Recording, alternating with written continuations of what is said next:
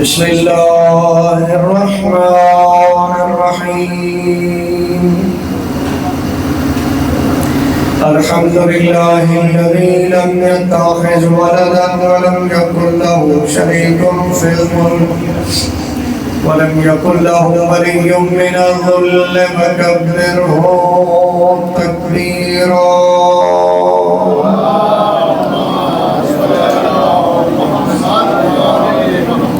والصلاة والسلام والتحية والإكرام على الرسول المصطفى المصطفى الأمجد المحمود الأحمد أبي القاسم محمد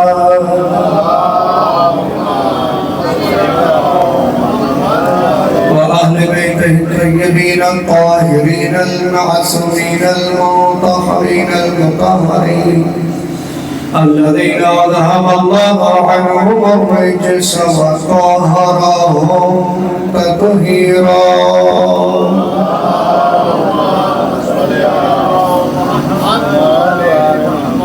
اللعنة دائمة على أعداء الدين أجمعين من يومنا هذا إلى قيام يوم الدين أما بعد فقد قال الحكيم بسم الله الرحمن الرحيم ومن كان في هذه أعمى فهو في الآخرة أعمى وأضل سبيلا صلى الله عليه وسلم.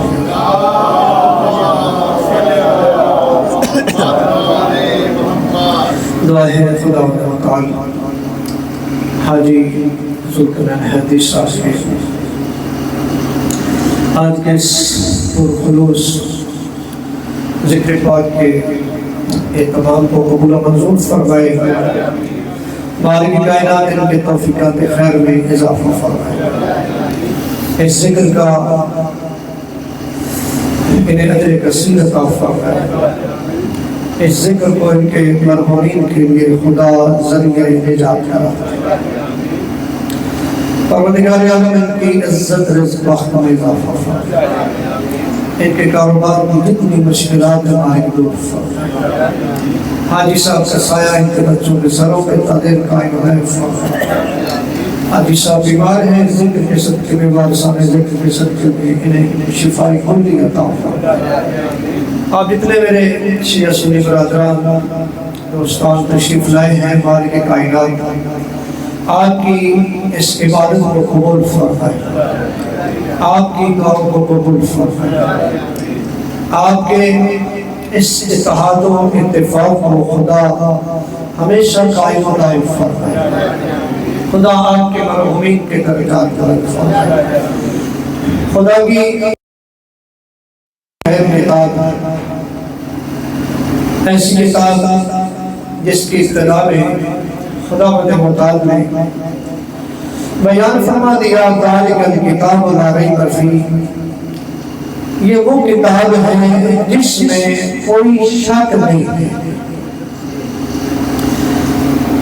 ایسی کتاب جو نصیحت ہے، ایسی کتاب جو ہدایت ہے،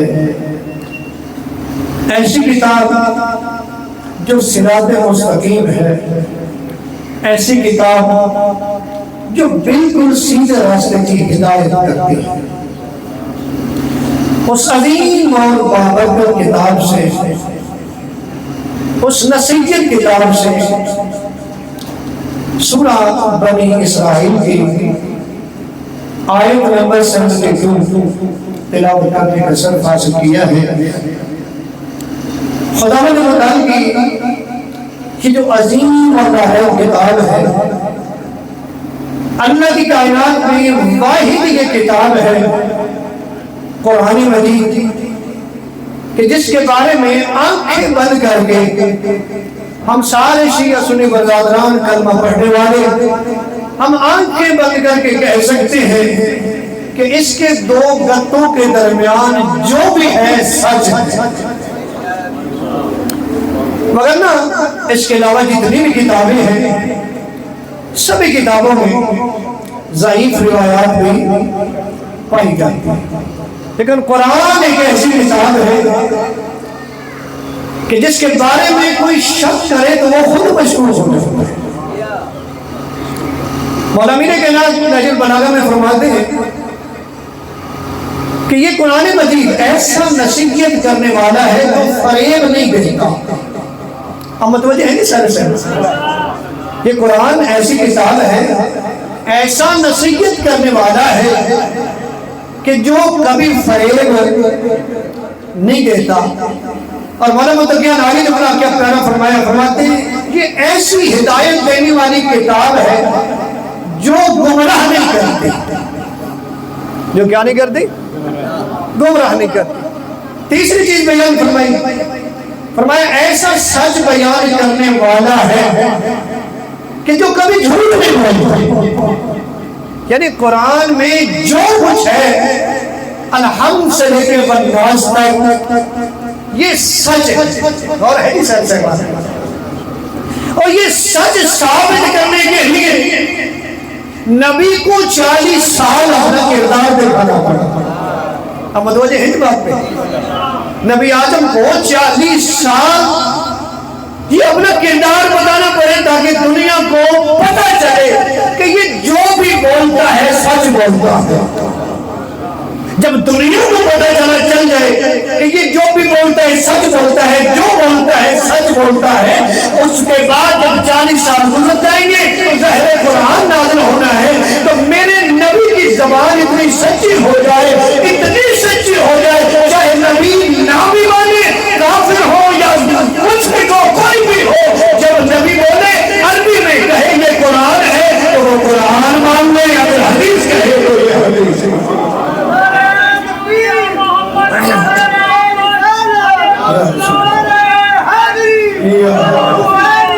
زندہ زندہ مولا مولا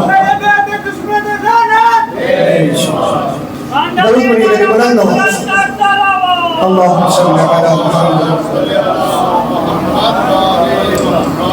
قرآن مجید کے حوالے سے بات ہو رہی ہے، یہ ایسی کتاب ہے، ایسا سچ بولنے والا ہے کہ یہ سچ لوگوں تک پہنچانے سے پہلے جس کی زبان سے یہ جاری کرنا تھا اس سے بھی نبوت کے لیے 40 سال انتظار کرنا پڑا۔ اور یہ مسلط پروردگار ہے، ایسا نہیں کہ 40 سال بعد نبی بنے۔ کن تو نبی آدم و بین الماء والطین، نبی فرماتے ہیں میں اس وقت بھی نبی تھا جب آدم پانی اور مٹی کے درمیان تھا۔ نبی تھے، یہ 40 سال جو اعلان نبوت نہیں کیا اپنے کردار کے ذریعے بنوانا تھا، کیونکہ پہلے جتنے نبی ہیں ان کی شریعتیں کسی کے ایک علاقے کے لیے، کسی کے ایک علاقے کے لیے، کسی کے ایک علاقے کے لیے، ایک ایک دور میں کئی نبی ہوتے تھے، ایسے ہی ہے۔ لیکن جب وہ نبی چلا گیا، وہ گیا تو اس کی شریعت بھی چلی گئی، اس کی شریعت ختم ہوگی، منسوخ ہوگی۔ اب یہ جو آخری نبی، جو ہمارے نبی ہے، جو اللہ نے ہم پہ انعام کیا، جس نے بھیج کے فرمایا کہ میرا مومنوں پہ احسان ہے کہ ان کے درمیان میں نے نبی بھیجا ہے، تو اس کی شریعت جو تھی وہ قیامت تک رہنی تھی۔ ایک درود پڑھے میرے آقا کی ذات پہ، اللہم صلی علی۔ نہیں بھائی، نبی کے دیوانے بیٹھے شیعہ سنی برادران، ذرا بلند آواز سے ضرور پڑھیں گا، اللہم صلی علی محمد۔ یعنی نبی اعظم نے 40 سال بعد جو اعلان نبوت کی ہے، کیونکہ یہ شریعت قیامت تک رہنی تھی، کوئی ایک دور کے لیے نہیں تھی، تو کردار سے بنوایا۔ اسی لیے تو ہمارے نصاب کی کتابوں میں بات موجود ہے کہ نبی کافروں کو کہہ رہے ہیں، مشرکوں کو کہہ رہے ہیں کہ اگر میں کہوں کہ اس پہاڑ کے دوسری سائڈ پہ ایک گروہ ہے جو آن قریب آپ پہ حملہ آور ہو جائے گا، مان جائیں گے؟ وہ کہیں گے، انہوں نے کیا کہا؟ انہوں نے کہا کہ ہم نبی نہیں مانتے، لیکن جو تو نے کہا وہ مان جائیں گے۔ کہا کیوں؟ اگر آپ دوسری سائڈ میں جاتے ہیں حملہ آور گروہ نہیں ہوتا، پھر آپ کیا کہیں گے؟ تو کتنا پیارا جملہ تھے، کافر بات اتنی بڑی کی، کہتے ہیں اگر ہم پہاڑ کی دوسری سائڈ میں جاتے ہیں حملہ آور گروہ نہیں ہوتا تو ہم سمجھیں گے ہم نابینا ہو گئے، تو نے سچ کہا۔ آپ نابینا ہو گئے؟ جو تم نے بیان کیا ہے وہ کیا ہے جی؟ سچ ہے۔ تو یہ سچی زبان پہلے بنوائی تاکہ اس سچی زبان سے سچا قرآن جاری ہو۔ ٹھیک ہے نا جی؟ اس لیے تو اسی قرآن میں فرمایا وَمَا يَنْتِقُ عَنِ الْهَوَىٰ إِنْ هُوَ إِلَّا وَحْيٌ يُوحَىٰ کہ میرا نبی اتنے تک نوٹ میں ہی نہیں کرتا، یہ تو وہی پروردگار ہے۔ یہ کیا ہے جی؟ وہی پروردگار ہے۔ تو نبی اعظم کی سچی زبان سے یہ سچا کلام جاری ہوا اور اس کو پڑھنے کا حکم ہے، سمجھنے کا حکم ہے۔ یہاں تک کہ فضیلت کی ایک حدیث سناتا جاؤں، نبی اعظم نے جناب سلمان فارسی کا بڑا مقام، سلمان منا اہل البیت کی منزل پہ سلمان محمدی بھی کہتے ہیں۔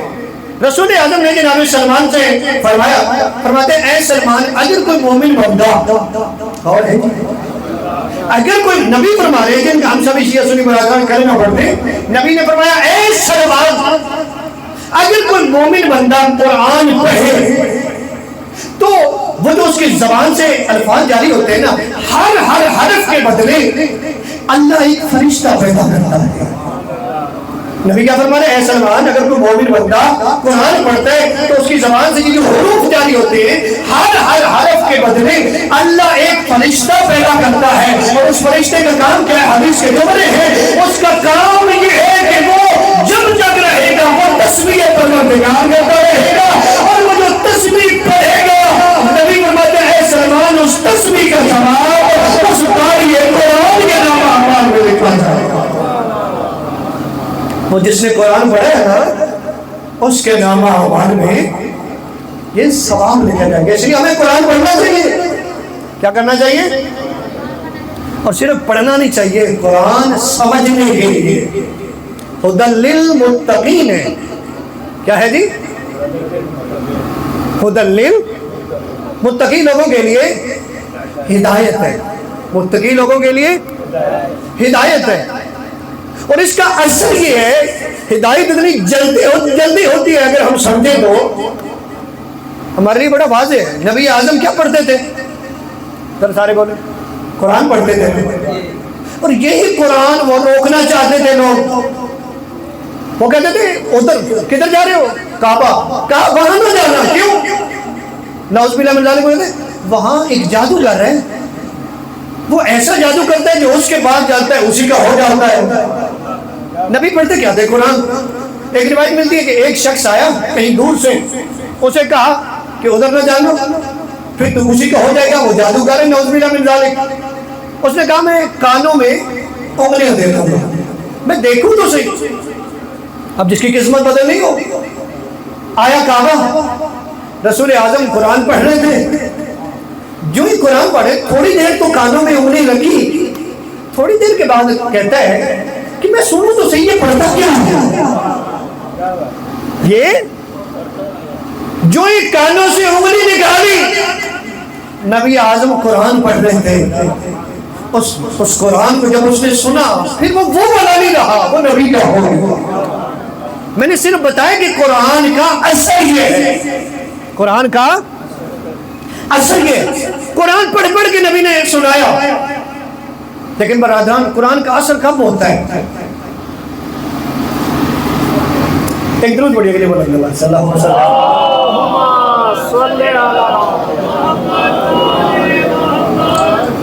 توجہ ہے جی، آگے بڑھیں۔ جی بسم اللہ۔ بھائی قرآن کا اثر ہوتا کب ہے؟ قرآن کا اثر کب ہوتا ہے؟ جب انسان پڑھتا ہے، سمجھتا ہے یا سن لیتا ہے تو اس میں کوشش کرتا ہے کہ میں سمجھوں تو صحیح اس میں ہے کیا۔ بے شک۔ لیکن اگر صرف پڑھ لیا جائے تو پڑھنے والے تو تاریخ بڑی بڑی ہے، قاری قرآن بھی تھے اور قاتل بھی تھے۔ بے شک بے شک۔ قاری قرآن بھی تھے، ظالم بھی تھے۔ بے شک، ایسے ہی ہے، قاری قرآن بھی تھے اور بڑے بڑے گناہگار بھی تھے۔ تو پھر قرآن کا یعنی صرف پڑھنے سے اثر تو نہیں ہوا، سمجھنے سے ہوگا۔ اور میں اسی قرآن نے بتایا ہے کہ یہ اثر کیسے ہوگا۔ جو میں نے آیت تلاوت کی، سورہ بنی اسرائیل کی آیت نمبر ہے 72 نمبر آیت، اجازت ہے؟ سورہ بنی اسرائیل کی آیت نمبر 72 ہے. خدا کیا فرما رہے ہیں؟ فرما رہے ہیں وَمَنْ كَانَ فِي هَٰذِهِ أَعْمَىٰ فَهُوَ فِي الْآخِرَةِ أَعْمَىٰ وَأَضَلُّ سَبِيلًا. یہ پہلی بات ہے یہاں تک پہنچانے کے لیے تھی اپنے مقصد پہ. خدا کیا فرما رہے ہیں سورہ بنی اسرائیل کی آیت نمبر 72 میں؟ فرمایا جو دنیا میں اندھا ہے. آپ بھی توجہ ہوگی تو لطف ہے. میں نہیں کہہ رہا، میں پڑھ کے سنا رہا. نبی اعظم کی زبان سے یہ قرآن نکلا ہے کلام اللہ. خدا فرما رہے ہیں وَمَنْ كَانَ فِي هَٰذِهِ أَعْمَىٰ. فرمایا جو دنیا میں اندھا تھا فَهُوَ فِي الْآخِرَةِ أَعْمَىٰ، وہ آخرت میں بھی اندھا اٹھے گا. توجہ ہے جی. وَمَنْ كَانَ فِي هَٰذِهِ أَعْمَىٰ فَهُوَ فِي الْآخِرَةِ أَعْمَىٰ وَأَضَلُّ سَبِيلًا. بات اس کے اندر آئے گی کہ ہر بندے پہ قرآن اثر کیوں نہیں کرتا اور اثر کب کرتا ہے. یہی آج کے میرا موضوع ہے جی. خدا فرمایا وَمَنْ كَانَ فِي هَٰذِهِ أَعْمَىٰ، فرمایا جو دنیا میں اندھا تھا فَهُوَ فِي الْآخِرَةِ أَعْمَىٰ، وہ آخرت میں بھی اندھا اٹھے گا. وَأَضَلُّ سَبِيلًا، فرمایا اندھے سے بھی زیادہ گمراہ اٹھے گا. اب ماشاءاللہ آپ کے ہاتھ بھی اٹھے، آپ نے تائید کا حق بھی ادا کیا، لیکن اس کے اندر ایک بات بڑی سمجھنے والی ہے. سبھی میں سوال کرتا ہوں، آپ شیعہ سنی برادران بیٹھے ہیں، قرآن پڑھے ہیں، قرآن میں خداوند متعال نے ظلم کرنے سے منع کیا ہے.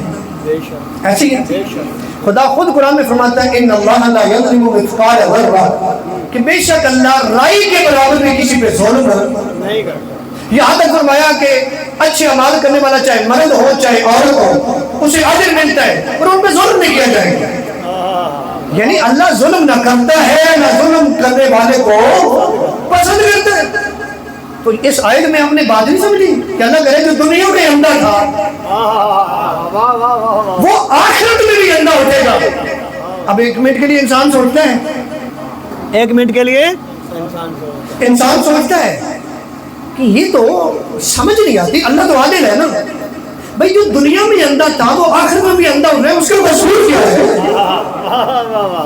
توجہ ہے جی. بھائی جو دنیا میں بھی اندھا ہے، بھائی دنیا میں بھی اسے نظر نہیں آتا تھا، آخرت میں بھی اندھا اٹھا، بھائی اس کا قصور کیا ہے؟ اللہ تو عادل ہے نا بھائی، دنیا میں جو اندھا رکھا آخرت میں بھی آنکھیں دے دیتا. انسان سوچتا ہے، پریشان ہوتا ہے اور پھر بات سمجھ نہیں آتی بھائی یہ ہو نہیں سکتا.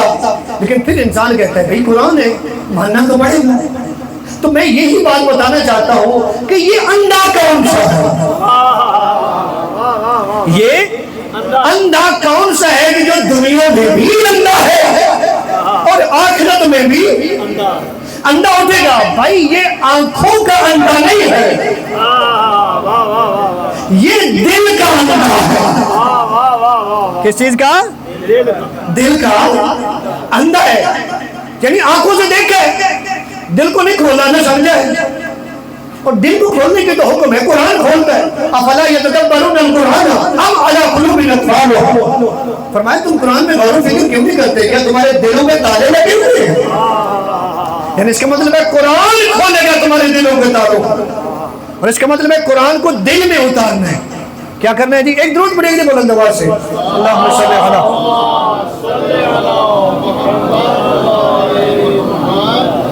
نعرہ تکبیر، اللہ اکبر، نعرہ رسالت یا رسول اللہ، نعرہ حیدری یا علی مولا. اللہ آپ کو سلامت رکھے. یعنی انسان سوچتا ہے نا، آپ میری بات کی تائید کرتے ہیں، انسان سوچتا تو ہے جو دنیا میں اندھا تھا آخرت میں اندھا کیوں اٹھا ہے؟ اللہ تو عادل ہے. تو بھائی علماء نے بتایا کہ یہ آنکھوں کا اندھا نہیں ہے، یہ دل کا اندھا ہے. یہ کون سا ہے؟ کیونکہ اللہ نے یہ جو اعزاز دیے یہ دینے کی کوئی وجہ ہے. سورہ اعراف پڑھے، آیت نمبر 179 ہے، جس میں خدا فرماتا ہے کہ میں نے جنوں اور انسانوں کی ایک کثرت ہے جس کو میں نے جہنم کے لیے بنایا. جی میں نے کس کے لیے بنایا ہے؟ جہنم کے لیے بنایا. کیوں؟ آگے وجہ بتائی کیوں جہنم کے لیے بتایا. فرمایا ان کے پاس دل ہے لیکن سمجھتے نہیں، ان کی آنکھیں ہیں یہ دیکھتے نہیں، ان کے کان ہیں یہ بات سمجھ آ گئی. اب ذرا مزید سمجھانے کے لیے ایک اور آیت پڑھنی پڑے گی. بھائی میں نے پہلے گزارش کیا یہ آنکھوں کا اندھا نہیں ہے، یہ دل کا اندھا ہے. اب مزید واضح کرنے کے لیے پہلے سے پڑھے ایک ورق الٹائیں گے، آگے منافق کی نشانیاں آئیں گی. توجہ فرمائیں، منافقوں کی نشانیاں بتائیں.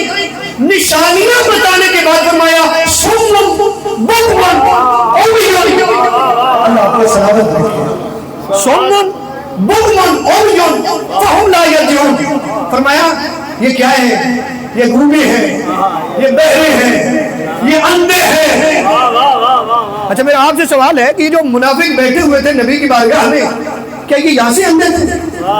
بولے تو صحیح نہ تھوڑا. یہ آنکھوں کے اندھے تھے. یہ جو گونگے ہیں کیا زبان سے نہیں بولتے تھے؟ ہاں جی. یہ جو بہرے ہیں کیا کان نہیں سنتے تھے؟ نہیں، تاریخ کہے کہ دیکھتے بھی تھے، سنتے بھی تھے، بولتے بھی تھے اور بہت کچھ بولتے تھے. توجہ ہے سر سلیمان کی. اچھا یہ تینوں چیزیں موجود ہیں، لیکن پھر بھی اللہ کا قرآن کہہ رہا ہے یہ گونگے بھی ہیں، یہ بہرے بھی ہیں، یہ اندھے بھی ہیں. کیوں؟ یہ کیوں گونگے ہیں، یہ کیوں بہرے ہیں، یہ کیوں اندھے ہیں؟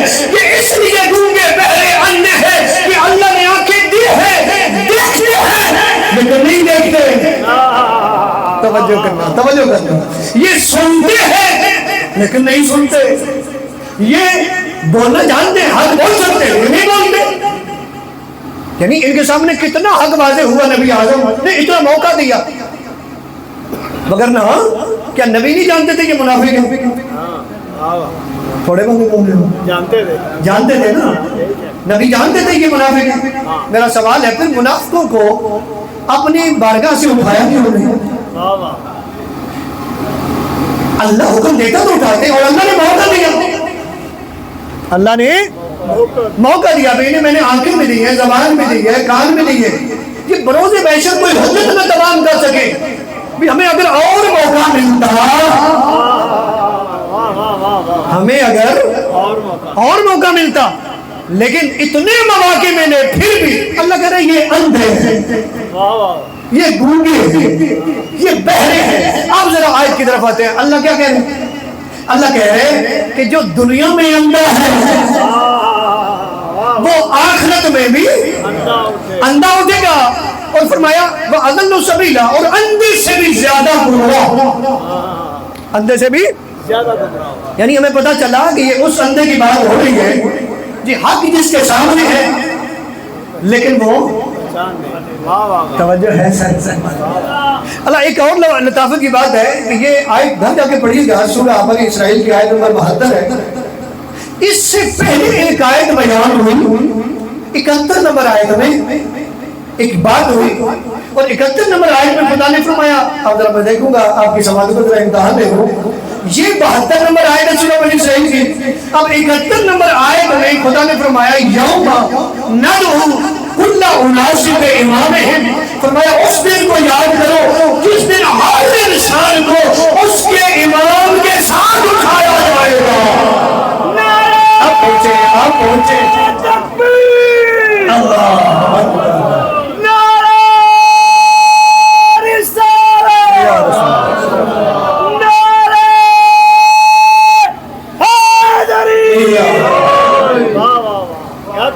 یوم ندعو کل اناس بامامہم. اس دن کو یاد کرو جب ہر انسان کو اس کے امام کے ساتھ اٹھایا جائے گا. کس کے ساتھ اٹھایا جائے گا؟ سارے بولو امام کے ساتھ اٹھایا جائے گا. اس دن کو یاد کرو، یعنی قیامت کا دن ہے، امام کے ساتھ اٹھایا جائے گا. اب ذرا جب یہ اس بات سمجھ آ گئی کہ قیامت والے دن اٹھنا ہے امام کے ساتھ، اب اللہ کیا کرے وَمَنْ كَانَ فِي هَذِهِ أَعْمَى فَهُوَ فِي الْآخِرَةِ أَعْمَى. جو دنیا میں اندھا ہے اور آخرت میں بھی اندھا اٹھے گا. پتہ کیا چلا؟ پتہ یہ چلا جو دنیا میں امام کو پہچاننے میں اندھا غور کی ہے جی، غور کی ہے. ہاتھ کھڑے کرے ہے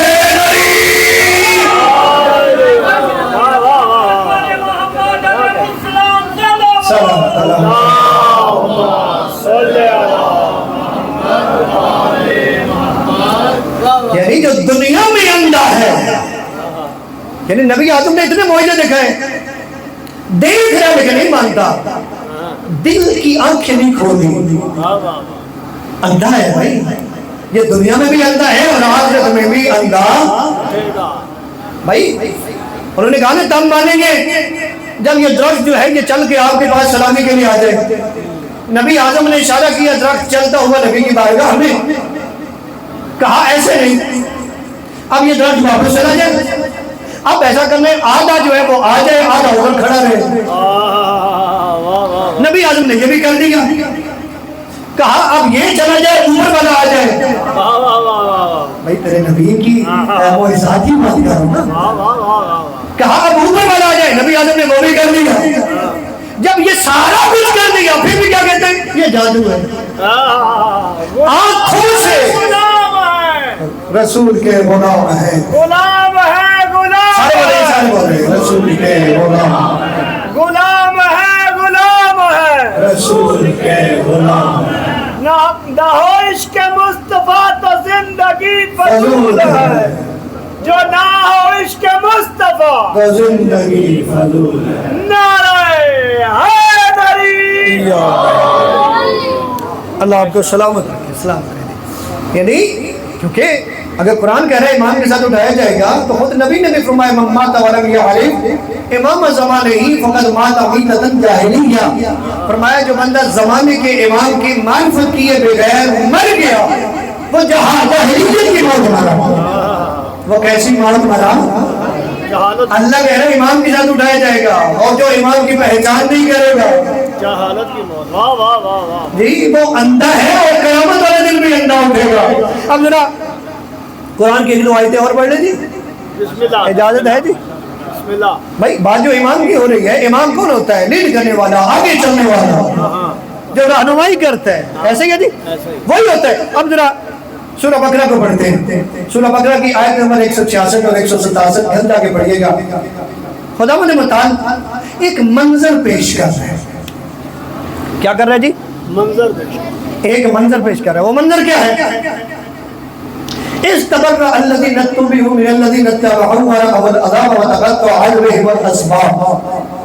خداوند متعال کیا فرما رہے ہیں؟ خداوند متعال فرما رہے ہیں اس دن کو یاد کرو جب رہنما اپنے پیروکاروں سے اظہار براعت کرے گا. اب جتنے بھی شیعہ سنی برادران ہیں جس کو بھی ہم لیڈر مانتے ہیں اس دنیا میں, مقصد کیا ہے کہ جب ہمیں مشکل بنے گی کہ ہمیں بچائے گا. ایسا ہی ہے, جب مشکل بنے گی, اور سب سے زیادہ جو مشکل ہے وہ تو بروز محشر ہے. تو ظاہر ہے جب بروز محشر ہوگا جس نے جس کو بھی مانا ہوگا اس کی نظریں تو اسی پہ ہوں گی کہ ابھی آگے بڑھے گا, میری مشکل مجھے کرے گا. اللہ یہی منظر نامہ پیش کر رہے ہیں کہ کچھ لوگ, وہ بات یاد کرو, کچھ لوگ کیا کریں گے؟ رہنما جب جو لوگ ان کی پیروی کر رہے تھے, رہنما اپنے پیروکاروں سے اظہار براعت کریں گے. کیوں؟ وَرَأَوُا الْعَذَابَ, وہ عذاب کو دیکھ لیں گے. وَتَقَطَّعَتْ بِهِمُ الْأَسْبَابُ, کیونکہ تعلقات سارے ٹوٹ جائیں گے. اچھا ہوگا کیا جب رہنما اظہار براعت کریں گے؟ یہ ہمارا ان سے کوئی تعلق نہیں.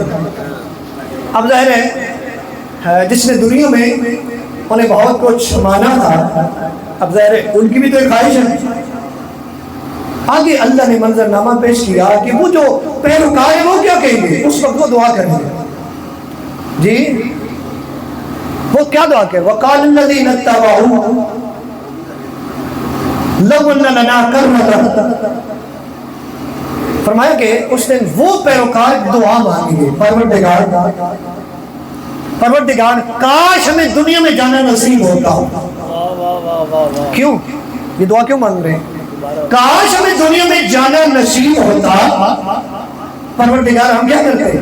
ہم ایسے ہی ان سے اظہار براعت کرتے ہیں جیسے انہوں نے کی ہے. یہ ساری چیزیں کیا بتاتی ہیں؟ یہ ساری چیزیں بتاتی ہیں کہ آج وقت ہے کہ جس سے بھی ماننا ہے مان وہ جو نبی نے بنایا ہے.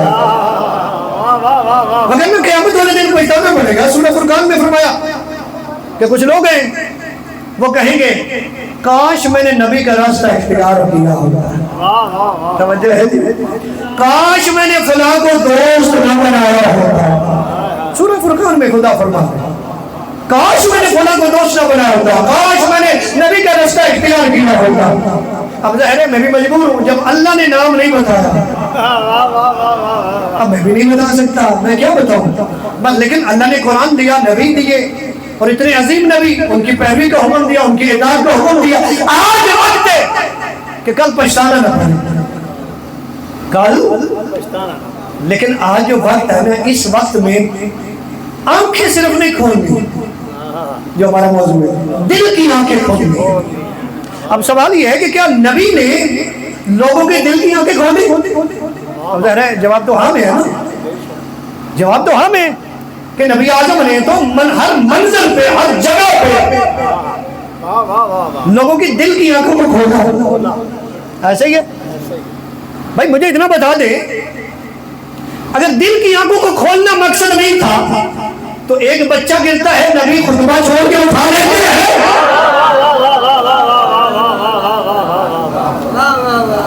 بچہ گرا ہے، نبی نے خطبہ چھوڑ دیا۔ خطبہ کیا تھا؟ وحی پروردگار، یعنی وحی آ رہی تھی، نبی سنا رہے تھے۔ اب میں کیسے کہوں کہ نبی نے اپنی مرضی سے اٹھایا؟ بھائی اس کا مطلب یہ ہوا کہ اللہ بھی چاہتا ہے نبی کو کہ وحی کو چھوڑ، وحی کو بچانے والے حسین کو اٹھا لے۔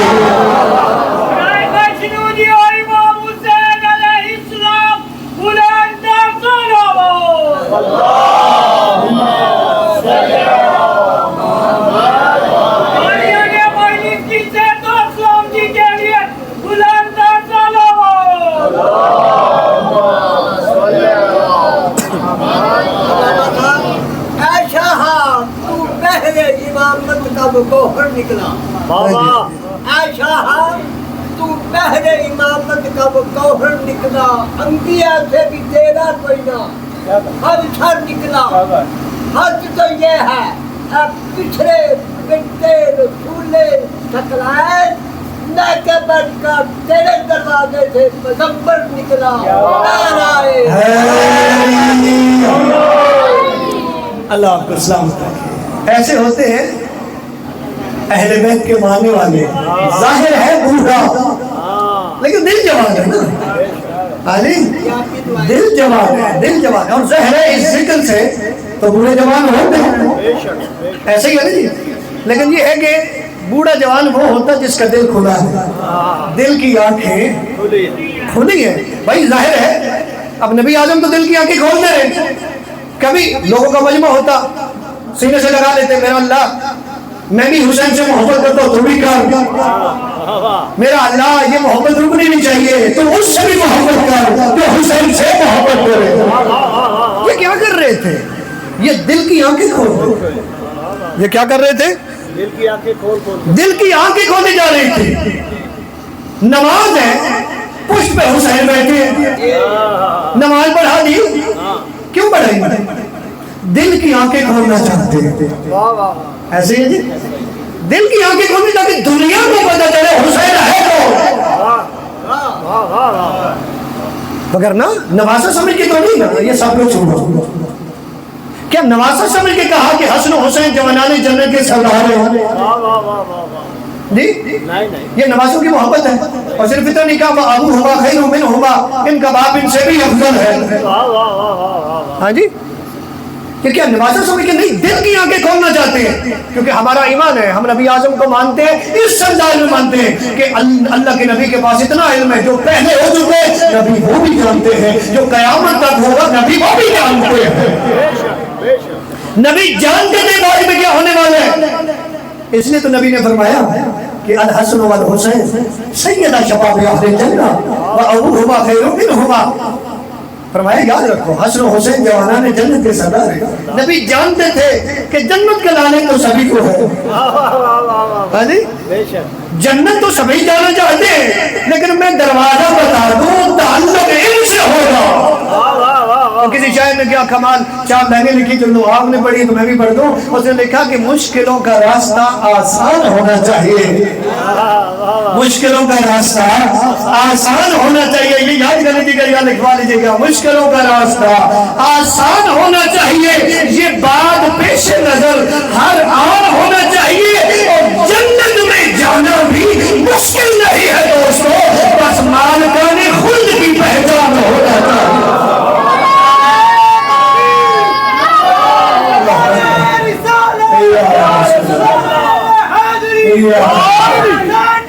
زندہ باد، زندہ باد، زندہ باد، مردہ باد، مردہ باد. لبیک یا حسین، لبیک یا حسین، لبیک یا حسین، لبیک یا حسین، لبیک یا حسین، لبیک یا حسین، لبیک یا حسین.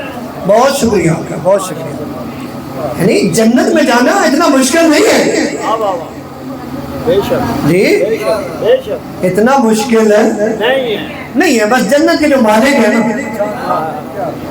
ان کی پہچان، ان کی معرفت، ان کی اطاعت، ان کی اتباع، ان کی تعلیمات پہ عمل ہونا چاہیے. ایسا ہی ہے جی، تو پھر جنت مشکل نہیں ہے. ٹھیک ہے جی، لیکن بنانا اپنے آپ کو ایسا پڑے گا کہ ان کے حکم کے آگے میری کوئی مرضی نہیں. اگر مرضی اپنی کرنی ہے تو پھر اس کا مطلب ہے اللہ کو نہیں ماننا. مرضی اپنی کرنی ہے تو اس کا مطلب ہے نبی کو. اگر مرضی اپنی کرنی ہے تو اس کا مطلب ہے اہل بیت کو مانا نہیں ہے. آج نمازیں قضا ہوتی ہیں، لیکن میرا دل کہہ رہا ہے بس ابھی نہیں پڑھنی، پڑھ لیں گے. پڑھ لیں گے. نبی نے لمبی کر دی حسین کی وجہ سے، اور ماننے والا پڑھے ہی نہیں جی. ابھی وہی نے سونے بڑا عظیم ذکر ہے. میں آپ سے ایک سوال کر رہا ہوں، کیونکہ آیت اللہ وحید رسول بڑا پیارا جملہ تھا. وہ کہتے ہیں جس مجلس میں اگر لوگوں کے لیے ہدایت نہ ہو، توجہ فرمائیں، لوگوں کے لیے کوئی ہدایت کا سامان نہ ہو، وہ مجلس ہی نہیں ہے. مجلس کا تو مقصد ہی ہے ہدایت. مجلس کا کیا مقصد ہے؟ ہدایت. اب بات یہ کہ ان کی معرفت صرف محبت نہیں ہے جی، یا ان کی معرفت صرف یہ نہیں ہے کہ صرف منقبت پڑھ لو تو بس کافی ہے نا. ان کی محبت ڈیمانڈ کرتی ہے تو ان کی اطاعت کی جاتی ہے. اور یہ ساری چیزیں دل کی آنکھیں کھولنے کے تو پتہ چلے. چلو جتنے آپ بیٹھے ہیں سارے کے سارے امام کے ظہور کے لیے بیتاب ہے نہیں؟ سارے بولے سارے بیتاب ہیں. دعا ہے خدا بند مطال امام کا ظہور ہو، ہم امام کا دیدار کریں، اور ہم دیدار کے بڑی دعا یہ ہے کہ ہم دیدار کے قابل ہو جائیں. ہم دیدار کے قابل ہو جائیں. جو میں صرف سوال آپ پہ کرنا چاہتا ہوں، جواب آپ نہیں دینے، میں نہیں دینے. صرف میں سوال اتنا کروں گا کہ امام آ جائیں، ٹھیک ہے، اور اس ٹائم پہ آ جائیں کہ ایک سائڈ پہ مجلس ہو رہی ہے، ایک سائڈ پہ اذان ہوئی ہے. اذان کس کے لیے بلائے جا رہے ہیں؟ سارے بولے نماز کے لیے. آپ سے سوال ہے، میں نے بھی جواب دینا. ایک سائڈ پہ مجلس ہو رہی ہے، ایک سائڈ پہ اسی وقت اذان ہونا شروع جب امام آئے. میں آپ پہ سوال کرتا ہوں، امام کدھر پہلے جائیں؟ نہیں تھوڑے بندے بولے جی. اچھا اگلا سوال ہے کیوں جی؟ نہیں، صرف واجب نہیں ہے، کیونکہ انہوں نے بتایا ہے کہ سب سے جو بڑا ذکر ہے وہ اللہ کا ذکر ہے. اللہ نے قرآن میں فرمایا وَذِكْرُ اللَّهِ اکبر. کیا جی؟ اللہ کا ذکر سب سے بڑا ہے، اور انہی ہستیوں نے تو ان کی پہچان کروائی. یہ دل کی آنکھیں نہیں کھولنے جا رہے ہیں. اگر ہم دل کی آنکھیں کھولیں تو حق کو مانیں گے. ابھی جیسے آپ نے کہا کہ امام سب سے پہلے نماز کے لیے جائیں گے، تو اب میں سوال کرتا ہوں کیا ہم بھی ایسا کرتے ہیں؟ ہم چپ ہو گئے. ہاں جی، کیا ہم بھی ایسا کرتے ہیں؟ بولے نا کچھ نہیں ہوتا ایسا، تو پھر کیوں؟ سوال ہے جی سکندر بھائی، سوال ہے نا بھی جب ابھی ہم نے کہا کہ اگر ایک سائڈ پہ مجلس ہو، ایک سائڈ پہ اذان ہو رہی ہے، امام آ جائے تو سب سے پہلے خدا کی عبادت کے لیے جائیں گے، پہلے نماز پڑھیں گے. اور ہمارے پاس کربلا ہے، کربلا میں بھی تو ایسے ہی ہوا.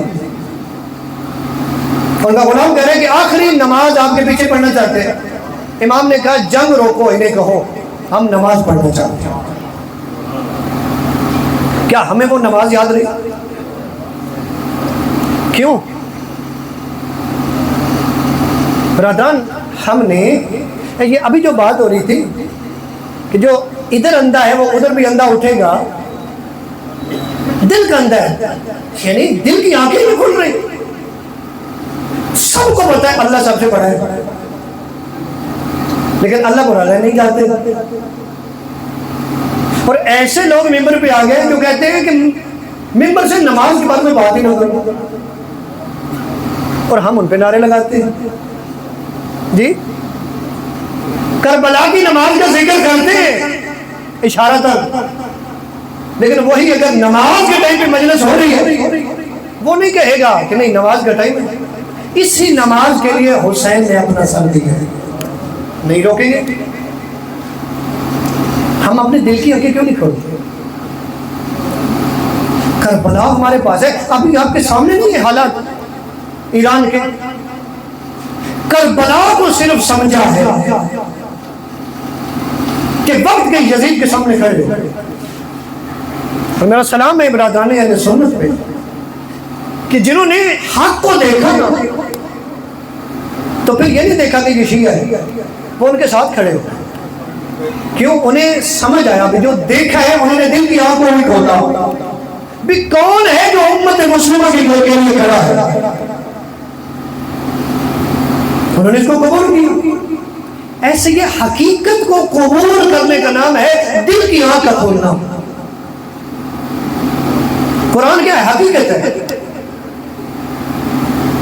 اگر قرآن پڑھتے نہیں، نبی اعظم کے فرامین کیا ہے؟ حقیقت ہے. عمل نہیں کرتے. ابھی میں نے چند منٹ پہلے جو بات کی، اگر یہ بات کو مولانا کر دے تو اسے کہتے ہیں کہ مقصر ہے. اور ابھی ہم نے اپنی زبان سے بولا بنی امام پہلے نماز کی طرف جائیں گے. ہمارے کتنی ایسی جگہ ہے، اور اسی وجہ سے ہم پہ اعتراض بھی ہو، کتنی ایسی جگہ ہے کہ نماز کے ٹائم پہ ذکر انہیں روکا نہیں جا رہا. میں صرف سوال چھوڑ کے جا رہا ہوں کہ اگر امام آ جائے وہ کیا کریں گے؟ ہم تو ان کے لیے بیدار ہیں نا کہ امام کا ظہور ہو. بے شک گھر جا کے سوچیے گا، کسی بڑے سے بڑے عالم سے پوچھے گا، وہ کیا جواب دیتا ہے پوچھیے. بلکہ وہ تو آپ کو یہ کہے گا کہ امام کا جب ظہور ہوگا تو سب سے پہلا کام ہی وہ کیا کریں گے؟ نماز پڑھیں گے. اور نماز کے لیے جب انتظار کریں گے پوچھا جائے گا کس کا انتظار ہے؟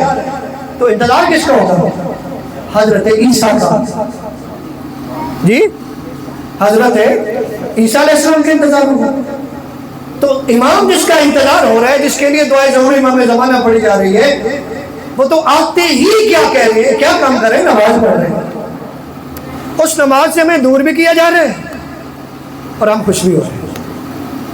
مولانا متقیان فرماتے ہیں شخصیات کے ذریعے حق کو نہ پہچانو، حق کو پہچانو، اہل حق کو پہچانو. آج ہمارا حال کیا ہے؟ ہم نے شخصیت کو دیکھنا، فلاں بزرگ نے کہا اس کا مطلب ہے سچ ہے، فلاں بڑے مقرر نے کہا اس کا مطلب ہے سچ ہے، فلاں عالم نے کہا یہ سچ ہے. یعنی ہمارے پاس یہ چیز ہے سمجھنے کے لیے. لیکن نبی اعظم نے کیا فرمایا؟ نبی اعظم نے فرمایا میں دو چیزیں چھوڑ کے جا رہا ہوں، ایک ہے قرآن، دوسری ہے میری اہل بیت. یعنی کسی بابوں کے چکر میں نہ پڑنا. جب بھی کسی چیز کو ماننا دیکھنا کیا قرآن کے مطابق ہے، کیا اہل بیت کے مطابق ہے. اگر تو ہے تو مان جاؤ، اگر نہیں ہے تو خود ائمہ اہل بیت فرماتے اگر ہمارا کوئی فرمان قرآن کے مطابق نہیں اسے دماغ پہ مار، وہ ہمارا یہ جو جتنے بھی ذکر و اذکار ہوتے ہیں، محافل ہوتی ہیں، ان کا ایک مقصد ہے، اس مقصد کو سمجھو۔ کتنا بڑا مقصد تھا جس کے لیے حسین جیسی ہستی قربان ہوئی، کتنا بڑا مقصد تھا جس کے لیے حسین جیسی ہستی قربان ہوئی۔ اور کیا صرف امام حسین علیہ السلام اس مقصد پہ، دین اسلام پہ قربان ہوئے؟ اس نماز کے لیے، اس روزے کے لیے، اس دین کے لیے کیا صرف امام حسین علیہ السلام قربان ہوئے؟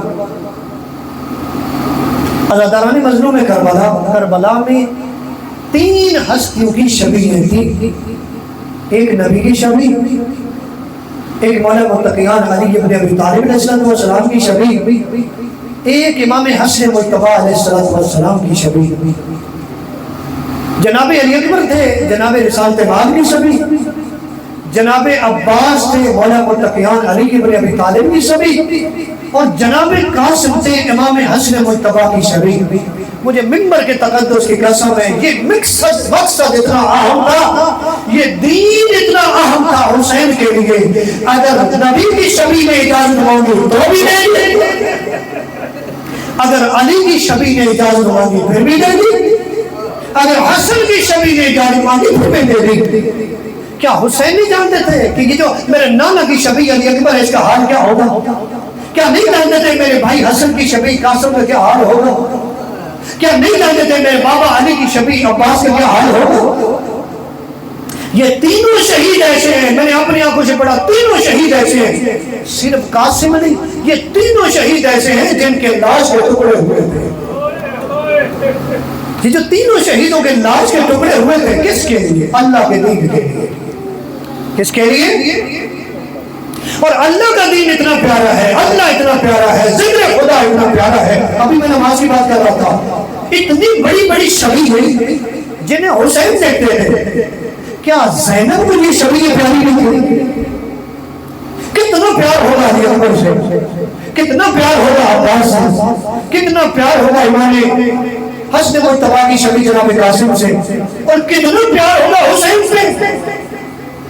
لیکن کیا اس بیوی نے نماز چھوڑی؟ عزاداران مظلوم کربلا شام غریبہ ہو، ارباب مقاتل نے کہا کہ جب بیوی نماز کے لیے کھڑی ہوئی تو ایک دعا مانگی، اللہم تقبل ھذا القربان، پروردگار یہ میری قریب سی قربانی کو قبول کر۔ ہم نے تو ایسے گزرنے کو مانا ہے، حسین قریب سے قربانی ہے، زینب نے عباس قریب سے قربانی ہے، جناب قاسم قریب سے قربانی ہے، لیکن اس جملے نے بتایا کہ حکم پروردگار کے سامنے، دین اسلام کے سامنے زینب کے لیے سب کچھ قبول ہے۔ زینب جو شام گئی تھی اسی دین کے لیے، اگر علی کی بیٹی شام نہ جاتی تو یہ جنگل کا واقعہ تھا، کربلا، علماء کہتے ہیں کربلا میں دفن ہو جاتے ہیں۔ اس دین میں جو حملہ ہوا تھا شام پہ ہوا تھا، شام سے ہوا تھا۔ علی کی بیٹی اور سید سجاد شام کو فتح کرنے گئے، اور ایسے فتح کرنے کے لیے گئے، ایسے خطبات پڑھے کہ عوام اتنی کھڑی ہو گئی، یزید نے سمجھا کہ اب میرا تخت نہیں بچتا، تب جا کے رہائی دے، بس سارا چھوڑ دیا۔ جب رہائی ہوگی تو علی کی بیٹیاں نانا کے مدینے آئے۔ اللہ کرے چند جملے پڑھ لوں، میں دیکھ رہا ہوں آپ کی آنکھوں میں آنسو ہے، یہی مقصد ہے، بی بی راضی ہو جائیں، ایک ہماری ہدایت ہو جائے، ایک رسول راضی ہو جائیں۔ اچھا جانو ذرا، میں صرف اور صرف لکھا ہوا نہیں پڑھتا، میں کوشش کرتا ہوں نفسیات پہ بھی کام کیا جائے، سوچا جائے۔ ذرا سوچیں ایک سیکنڈ کے لیے اپنا ذہن لے جائیں مدینہ، کہ مدینہ کے باہر ایک قافلہ آیا ہے، یہ وہ قافلہ ہے جو مدینہ سے ہی چلا تھا۔ جب یہ قافلہ چلا تھا حسین جیسی ہستی ساتھ تھی، علی اکبر جیسا جوان ساتھ تھا، قاسم جیسا جوان ساتھ تھا، عباس جیسا شاہ سوار ساتھ تھا۔ اب جب آئے ہیں نہ اکبر ہے، نہ قاسم ہے، نہ حسین ہے، نہ عباس ہے، سید معاف کرنا، اسی لیے تاریخ کے دامن میں ایک جملہ موجود ہے، جب مدینے کے باہر یہ بیویاں آئی تو علی کی بے اولاد بیٹی ام کلثوم کا ایک بہن ہے، جو ہی مدینے پہ نظر پڑی تو رو کے بھی کہتی ہے مدینہ تو جدنا لا تک مدینہ، اے میرے نانا کے مدینہ، ارے ہمیں قبول نہ کرنا۔ اجرکم اللہ، اجرکم اللہ۔ بس عبادت ہوگی۔ بشیر نے اعلان کیا، بچے بزرگ جوان عورتیں سارے نکلے۔ جو ہی جناب محمد حنفیہ کو پتا چلا کہ میرے بھیا حسین کا قافلہ آ گیا، اپنے غلاموں کو لے کے چلے جب مدینے کے باہر آئے، کیا دیکھا؟ عجیب قافلہ ہے، لوگوں کا لباس کالا ہے، سیاہ پرچم ہے۔ علماء نے لکھا کہ جو ہی جناب حنفیہ نے یہ دیکھا تو بے ہوش ہو گئے۔ علماء نے ہوش دلوایا، کہا یہ کیسا قافلہ ہے، یہ سیاہ پرچم، سیاہ لباس؟ کہا کیا بتائیں، حسین نہیں آئے، سید سجاد آئے۔ جناب محمد حنفی آئے جناب سجاد کے پاس، میرا بھتیجا مجھے گلے لگا، اب سیدوں سے معافی مانگ کے جملہ کہنا چاہتا ہوں، تاریخ دامن نہ ہو میرا ہوتا تو نہ پڑتا۔ جو ہی جناب حنفیہ نے سید سجاد کو گلے لگایا، تھوڑی دیر کے بعد سید سجاد نے جناب محمد حنفیہ کے ہاتھوں کو ہٹایا، چچا یہاں سے ہاتھ ہٹا دے۔ حنفیہ کہتے ہیں میرے بھتیجے میرے ہاتھ کیوں ہٹاتے ہیں، مجھے جی بھر کے ملنے دے۔ جناب سید سجاد فرماتے ہیں چچا ذرا غور سے دیکھ میرے گلے پہ توبے خاردار کا نشان، زخموں کا نشان ہے۔ اجرکم اللہ، اجرکم اللہ، اجرکم اللہ۔ عزاداران مظلوم کربلا عجب نے کہا ہو اے چچا حنفیہ یہ میرا حال دیکھتا ہے، کاش اپنی بہنوں کا حال دیکھ لے۔ عزاداروں بیوی داخل مدینہ میں پتہ نہیں کیسے داخل ہوئی۔ سوچو ذرا ایک منٹ کے لیے سوچو، جس کا اکبر مارا گیا تھا وہ ماں کیسے داخل ہوئی ہوگی؟ جس کا قاسم جیسا بیٹا مارا گیا تھا وہ ماں کیسے داخل ہوئی ہوگی؟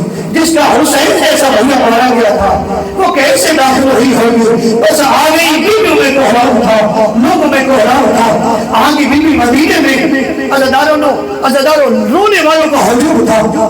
یہ جناب سید علی نے فرمایا، آپ نے بیوار سے پوچھا سجاد مجھے اجازت دے پردے کا انتظام کر، میں اپنے نانا کی قبر پہ جانا چاہتی ہوں، نانا کی قبر پہ جا کے اپنے دکھ بتانا چاہتی ہوں۔ عزاداروں پردوں کا انتظام ہوا، جو ہی پردے کا انتظام ہوا علی کی بیٹی چلی رسول اعظم کی قبر پہ آئی۔ اب پتہ نہیں کیسے سنو گے، پتہ نہیں کتنے دکھ بیان کیے ہوں گے زینب نے۔ عزاداروں جب بیوی آئی نا، کبھی بتایا ہوگا میرے اکبر کو منصور ہوئے، کبھی بتایا ہوگا میرے قاسم کے ٹکڑے ہوئے، کبھی بتایا ہوگا عباس کے بازو قلم ہوئے، کبھی بتایا ہوگا میرے حسین کے لاشے میں دھولے ہوئے۔ عزاداروں بتاتی رہی آخر میں بڑا دکھی جملہ ہے۔ عزاداروں زینب عالیہ ارے روئی ہے، رو کی کہتی ہے نانا ارے نہ معلوموں کا ہجوم ہے، ارے اگر ہجوم نہ ہوتا ارے میں اپنے گردوں سے ارے چادر ہٹا دی، ارے دیکھنے میرے گردوں پہ نشان، ارے کربلا سے کوفہ، ارے کوفہ سے شام، ارے قادیانیوں میں قادیانے، جب نہیں قبر ہی نہیں ہو کہا ہو ارے زینب بیٹی، ارے میں اس وقت بھی ساتھ تھا، ارے جب حسین کی ضربیں لگی، ارے میں اس وقت بھی ساتھ تھا، ارے جب دادی آنے لگے، ارے شاباش میری بیٹی، ارے تو نے نسل ختم کرا کے ارے میرے دین کو بچا لیا۔